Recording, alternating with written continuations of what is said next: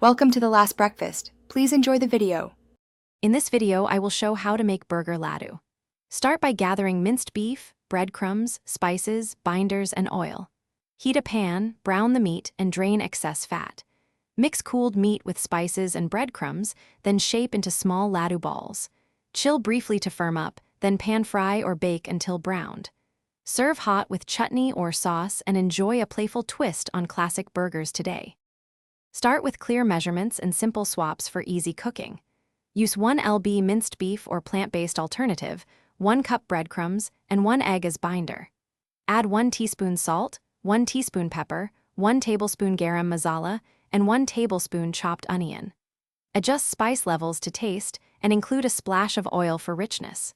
Mix gently to avoid tough texture and rest mixture 10 minutes before shaping. Form uniform laddu shapes to ensure even cooking and prevent crumbling.